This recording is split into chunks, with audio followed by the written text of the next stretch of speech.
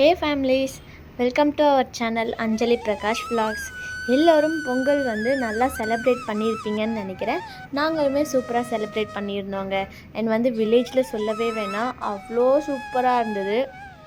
இந்த vlog வந்து 17ஆம் தேதி எடுத்த vlog தான். அன்றைக்கி வேலை வேறு இருந்துச்சு. ஸோ 3 நாள் லீவ் விட்டதுனால கண்டிப்பாக சீக்கிரமாக போய் ஆகணும். அதனால் சீக்கிரமாக என்ன முடியுமோ அதை மட்டும் நான் குக் பண்ணி முடிச்சிட்டேன். என்ன பார்த்தீங்கன்னா, இட்லியும் அதுக்கப்புறம் பன்னீர் போட்டு சிக்கன் ஸ்டைலில் வந்து கிரேவி பண்ணியிருந்தேன். ரொம்ப டேஸ்ட்டாக இருந்துச்சு.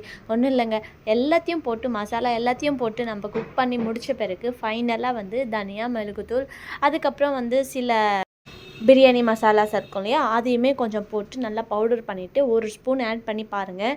டேஸ்ட்டு வேறு விதமாக இருக்கும். அண்ட் வந்து சிக்கன் சாப்பிட்டா எப்படி இருக்கும், மட்டன் சாப்பிட்டா எப்படி இருக்கும், அதே மாதிரி பன்னீர் கிரேவியும் சூப்பராக இருக்குங்க. இதுதான் நான் மார்னிங் பிரேக்ஃபாஸ்ட்டாக பண்ணியிருந்தேன். அண்டு ஸ்கூலுக்குமே வந்து லீவுன்றதுனால ஸோ பசங்களுக்கு மட்டும் தனியாக எடுத்து வச்சுட்டு வந்துட்டேன்.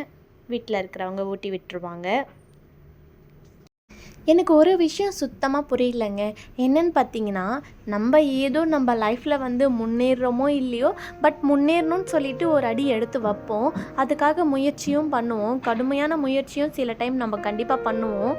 அந்த மாதிரி பண்ணும்போது நம்மளை பார்க்குற ஆப்போசிட்காரங்களாக இருக்கட்டும், இல்லைனா பக்கத்து வீட்டுக்காரங்களாக இருக்கட்டும், இல்லைனா ரிலேட்டிவ்ஸ்லேயே வச்சுக்கோங்களேன், அவங்க என்ன டக்குன்னு சொல்லுவாங்க, இவளுக்கு என்னடா, இவள் வந்து நல்லா சம்பாதிக்கிறா, நிறையா வந்து வருமானம் வந்துட்டுருக்கு, அங்கே போகிறா, இங்கே போகிறா, கஷ்டப்படுறா, நிறைய காசு வந்து சம்பாதிச்சிட்ருக்கா, ஈஸியாக வந்து சம்பாதிச்சிருவா. சில பேர் என்ன சொல்கிறாங்க, இவங்களா யூடியூப்பில் வந்து வீடியோஸ் போட்டுட்ருக்காங்க, யூடியூப்பில் நிறைய காசு வந்துடும், இவங்க வந்து நிறைய பணக்காராயிடலாம் அப்படின்ற மாதிரி சொல்லிகிட்ருக்காங்க.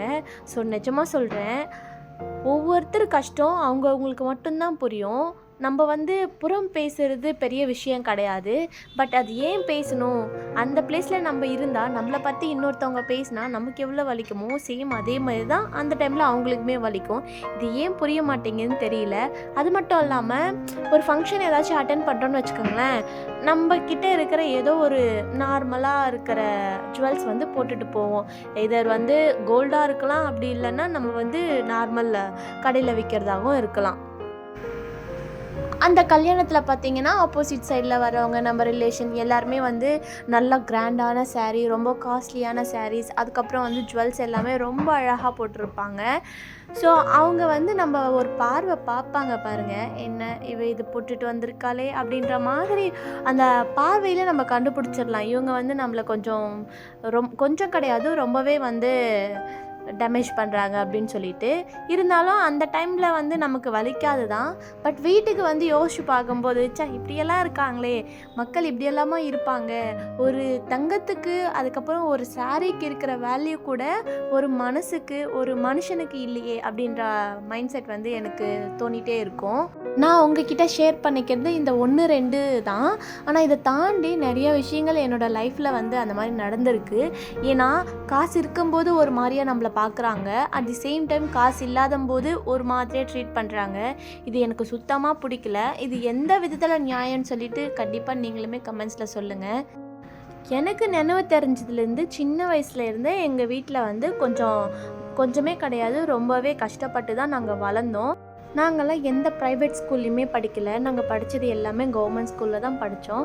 அது மட்டும் இல்லாமல் கவர்மெண்ட் ஸ்கூலில் ஆஃப்டர்நூன் வந்து சத்துணவு போடுவாங்க இல்லையா, அதை சாப்பிட்டு தான் நாங்கள் சின்ன வயசில் எங்களுடைய லைஃப்பை வந்து கடந்து வந்திருக்கோம்.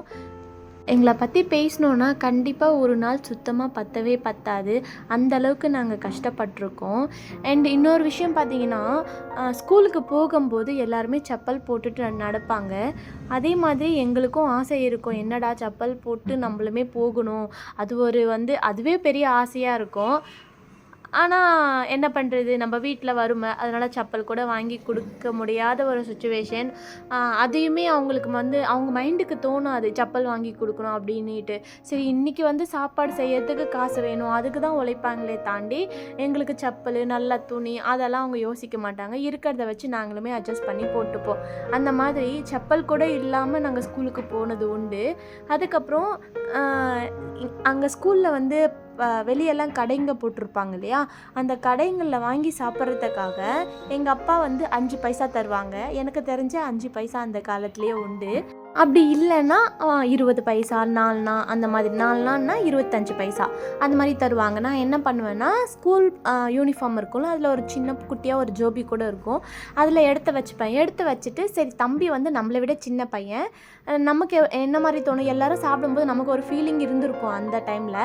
ஆனால் நம்ம தம்பிக்கு அந்த கஷ்டம் தெரியக்கூடாதுன்னு சொல்லிட்டு நான் என்ன பண்ணுவேன்னா அதை எடுத்து ஒதுக்கி வச்சுட்டு இன்டர்வெல் விடுவாங்க இல்லையா, 2-3 டைம்ஸ் இன்டர்வெல் விடுவாங்க. ஸோ அந்த டைமில் வெளியே வந்து வாங்கிட்டு ஜோபியில் போட்டுக்கிட்டு என் தம்பி வெளியே வரும்போதெல்லாம் நான் அதை கொடுப்பேன் சாப்பிட்றதுக்கு.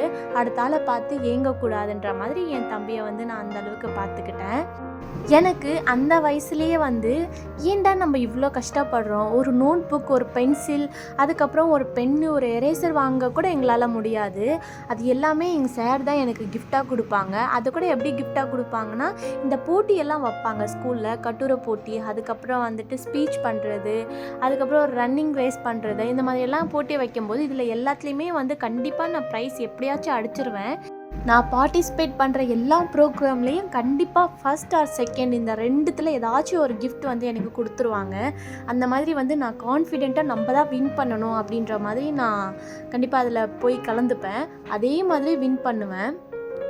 இதே மாதிரி லைஃப் போயிட்டே இருந்தது. நான் ஒரு 5th 6th படிக்கிறப்ப வந்து நான் யோசித்தேன், நம்மளால் ஏதாச்சும் ஒன்று பண்ணணும், ஏதாச்சும் சின்ன சின்ன வேலைகள் பார்த்துட்டு நம்மளும் வீட்டுக்கு வந்து ஹெல்ப் பண்ணணும் அப்படின்ற மாதிரி மைண்ட் செட் இருந்துச்சு. அதுக்கப்புறம் என்ன பண்ணலான்னு யோசித்தா, இந்த மணி வந்து கோர்ப்பாங்க தெரியுமா, நம்ம கழுத்தில் எல்லாம் டிஸ்கோ மணி போடுவோம்ல, அது வந்து ஒரு வீட்டில் பண்ணிகிட்டு இருந்தாங்க. ஸோ அந்த அக்கா கிட்டே போய் நான் பேசினேன். பேசிவிட்டு அக்கா எனக்கும் கொடுங்க, நானுமே உங்களுக்கு அந்த வேலை பண்ணி கொடுக்குறேன்னு சொல்லியிருந்தேன். பட் அந்த அக்கா சொன்னாங்க, நீ சின்ன பொண்ணாக இருக்க, உன்னால் முடியாதுன்னு சொல்லியிருந்தாங்க. ஆனால் நான் சொன்னேன், அக்கா கண்டிப்பாக என்னால் முடியும், நான் பண்ணுவேன், வேணால் ஒன்று கொடுத்து ட்ரை பண்ணி பாருங்கள் அப்படின்னு நான் சொன்னேன். உடனே அந்த அக்கா சரி சிரிச்சிட்டே கொடுத்தாங்க. பட் அந்த அக்கா வந்து நம்பிக்கை இல்லாமல் சிரிச்சிட்டே கொடுத்தாங்க. அந்த அக்கா சொல்லி கொடுக்க நான் வந்து சீக்கிரமாக ஃபாஸ்ட்டாக பண்ணி முடிச்சிட்டேன். அந்த அக்காவே ரொம்ப ஹாப்பியாக என்னை வந்து அப்ரிஷியேட் பண்ணாங்க. ஓகே, ஆனால் நீ படிக்கணும், படிப்பு தான் முக்கியம், அதுக்கப்புறம் நீ இதை பண்ணணும் அப்படின்னு சொன்னாங்க. ஓகேக்கா அப்படின்னு சொல்லிட்டு நானுமே அதை வாங்கிட்டு வீட்டுக்கும் வந்துட்டேன். வீட்டுக்கு வந்துட்டு நான் படிச்சுட்டே என்ன பண்ணுவேன்னா மணி கோக்க ஸ்டார்ட் பண்ணேன். அதில் வந்து எனக்கு ஒரு இன்கம் வர ஆரம்பிச்சுது.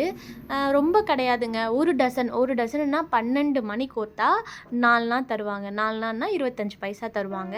ஸோ அந்த மாதிரி கொஞ்சம் கொஞ்சமாக நானுமே வந்து வீட்டுக்கு ஹெல்ப் பண்ண ஆரம்பித்தேன். அதுக்கப்புறம் ஒரு 8th 9th படிக்கும்போது வந்து இந்த பீஸ் அடிப்பாங்க தெரியுமா, இந்த குளுக்கோஸ் பீஸ் எல்லாம் நம்ம ட்ராப்ஸ் எல்லாம் விழும்ல, அந்த மாதிரி பீஸ் அடிக்கிறது, என்னால் என்னென்ன சின்ன வேலைகள் பண்ண முடியுமோ கண்டிப்பாக அந்த வேலைகள்லாம் நான் பண்ணி எங்கள் வீட்டுக்கு நான் கொஞ்சம் ஹெல்ப் பண்ண ஸ்டார்ட் பண்ணேன். அதுக்கப்புறம் பார்த்திங்கன்னா நான் ஸ்கூலு, அதுக்கப்புறம் காலேஜ், இது எல்லாமே முடித்த பிறகு ஒரு இடத்துல வேலைக்கு போனேன். வேலைக்கு போயிட்டு எனக்கு நிறைய சம்பளம் கூட கிடையாது, கம்மி சம்பளம் தான். இருந்தாலுமே ஓரளவுக்கு எங்கள் வீடு வந்து கொஞ்சம் நல்லபடியாக வளர ஆரம்பிச்சுது. அதுக்கப்புறமா நாங்கள் ஒரு சின்னதாக எங்களுக்காண்டி ஒரு வீடு கட்டிட்டோம். அதுக்கு முன்னாடி நாங்கள் கூரை வீட்டில் தான் இருந்தோம். அந்த வீடு கட்டுனதுமே எங்களுக்கு பெரிய ஹாப்பி. என்னவோ ஒரு இமயமலையே வந்து ஒரு சின்ன கையால் தூக்குன மாதிரி ஒரு ஹாப்பி. எங்களுக்கு வந்து ஒரு சின்ன மாடி வீடு, அதில் நாங்கள் சூப்பராக வாழ்ந்துட்டு வந்தோம். அதுக்கப்புறம் பார்த்திங்கன்னா நமக்கும் ஏஜ் ஆகுதுன்றதுனால நம்மளையும் கல்யாணம் பண்ணி கொடுத்துட்டாங்க. ரொம்ப பெரிய இழப்பு அது. நான் எங்கள் ஃபேமிலியை ரொம்ப மிஸ் பண்ணுறேன். அது மட்டும் இல்லாமல் எங்கள் மாமியார் வீட்டுக்கும் எங்கள் வீட்டுக்கும் ஒரு 10 கிலோமீட்டர் தான் டிஃப்ரென்ஸு. அதனால் நானுமே ஓகே சொல்லி கல்யாணமும் முடிச்சு அதுக்கப்புறம் நடக்கிற விஷயங்கள் நீங்கள் வந்து என்னோடய சேனலில் பார்த்துட்ருக்கீங்க. நான் ஒன்று மட்டும் கண்டிப்பாக வந்து சொல்லணும்னு நினைக்கிறேங்க. என்னென்னு பார்த்தீங்கன்னா, நம்ம என்ன நினைக்கிறோமோ அது ஆழமாக நினச்சோன்னா கண்டிப்பாக அது ஒரு நாள் வந்து நினைவாகும்னு சொல்லுவாங்க இல்லையா, அதுதான் என் லைஃப்பில் நடந்திருக்கு. என்னென்னு பார்த்தீங்கன்னா, நான் செப்பலே இல்லாமல் ஸ்கூலுக்கு நடந்து போயிருக்கேன். அந்த டைமில் எனக்கு செப்பல் வேணும் கடவுளேன்னு கேட்டிருக்கேன். அதுக்கப்புறம் பார்த்தீங்கன்னா கொஞ்சம் கஷ்டப்பட்டு இல்லை, ரொம்பவே கஷ்டப்பட்டு செப்பலுமே கிடச்சிருக்கு. அதுக்கப்புறம் பார்த்திங்கன்னா சைக்கிள் வந்து எல்லோரும் மிதிக்கும்போது நமக்குமே ஆசையாக இருக்கும்.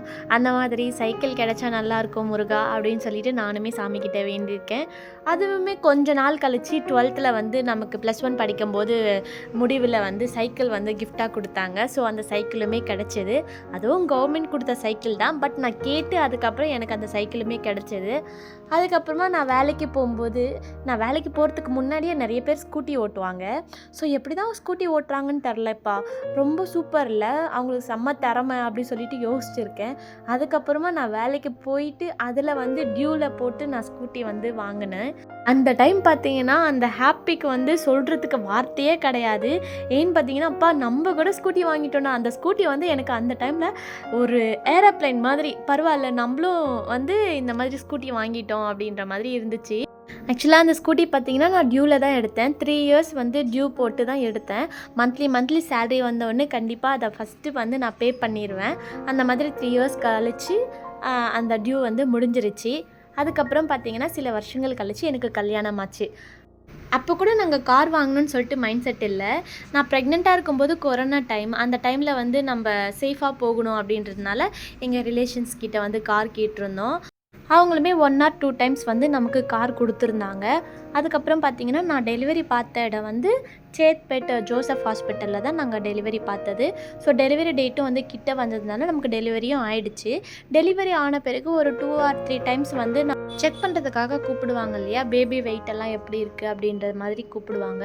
ஸோ நம்மளுமே வந்து நம்ம ஹெல்த் எப்படி இருக்குது, ஸ்டிச்சஸ் போட்டிருந்தா ஸ்டிச்சஸ் ஆகியிருக்கா இல்லையா அப்படின்னு செக் பண்ண கூப்பிடுவாங்க. அந்த மாதிரி போகும்போது வந்து ஒன் டைம் எங்களுக்கு ரொம்ப கஷ்டமாக இருந்துச்சு. வண்டி கிடைக்காம ரொம்பவே கஷ்டப்பட்டோம். அதுக்கப்புறம் சரி பாப்பாவை வச்சுக்கிட்டு இந்த மாதிரி கஷ்டப்பட வேண்டான்னு சொல்லிட்டு பாப்பாக்காக காரையும் நாங்கள் வாங்கியாச்சு. அதையுமே நாங்கள் டியூவில் தான் வாங்கியிருந்தோம். அண்ட் வந்து 5 இயர்ஸ்க்கு நாங்கள் அந்த டியூ போட்டிருந்தோம். இன்ன வரைக்கும் அந்த டியூ நாங்கள் கட்டிட்டு தான் இருக்கோம். மந்த்லி பே பண்ணிட்டு தான் இருக்கோம். இந்த மாதிரி தாங்க நம்ம ஒவ்வொரு பொருளுமே வாங்கியிருக்கோம். பட் பார்க்குற எல்லாருக்கும் என்ன தோணுதுன்னா, அவங்களுக்கு என்னப்பா பைக் வச்சுருக்காங்க, இப்போ கார் வாங்கியிருக்காங்க, அதுக்கப்புறம் நல்லா சம்பாதிக்கிறாங்க, இந்த மாதிரி நிறைய விஷயங்கள் நம்மளை பற்றியே வந்து உருட்டிகிட்ருப்பாங்க. ஸோ அந்த மாதிரி ஆட்களை என்ன சொல்லி என்ன தான் பண்ணுறதுன்னு எனக்கே தெரியல. அதனால் சரி ஓகேன்னு சொல்லிவிட்டு நானுமே சொன்னால் சொல்லிட்டு போங்க, உங்கள் வாய் முகூர்த்தம் நாங்கள் கொஞ்சம் நல்லா இருக்கிற மாதிரி பழிக்கட்டோன்னு சொல்லிட்டு இப்போல்லாம் அதை கேர் பண்ணுறதே கிடையாது. ஸோ இது தாங்க என்னோடய லைஃப். நான் எப்படி என்னோடய லைஃப் வந்து கடந்து வந்தேன் அப்படின்றத நான் இந்த வீடியோவில் உங்களுக்கு ஷேர் பண்ணியிருக்கேன். இந்த வீடியோ பிடிச்சிருந்தால் லைக் பண்ணுங்கள். அண்ட் வந்து எனக்கு சப்போர்ட் பண்ணணும்னு நினச்சிங்கன்னா என்னோடய சேனலை சப்ஸ்கிரைப் பண்ணிவிட்டு என்னோடய வீடியோஸ் வந்து கண்டினியூஸாக பாருங்கள். உங்களுக்கு நல்ல நல்ல வீடியோஸ், அதுக்கப்புறம் நல்ல என்டர்டெயின்மெண்ட்டான வீடியோஸ் வந்து உங்கள் கூட ஷேர் பண்ணுறேன். அது மட்டும் இல்லாமல் என் லைஃப்பில் நடக்கிற எல்லா விஷயங்களுமே உங்கள் கூட நான் ஷேர் பண்ணிக்கிறேன். உங்களை நான் ஒரு ஃபேமிலியாக நினச்சி இதுக்குள்ளே நான் ஜாயின் ஆகியிருக்கேன். ஸோ கண்டிப்பாக நீங்களுமே என்னை ஏற்றுட்டு என்னை சப்போர்ட் பண்ணி எனக்கு ஆதரவு கொடுங்க. அண்ட் வந்து இந்த வீடியோ பிடிச்சிருந்தா லைக் பண்ணிக்கோங்க. அண்ட் உங்கள் ஃப்ரெண்ட்ஸ் அண்ட் ஃபேமிலிக்கும் ஷேர் பண்ணுங்கள். தேங்க்யூ. நெக்ஸ்ட் வீடியோவில் பார்க்கலாம். அது வரைக்கும் பாய்.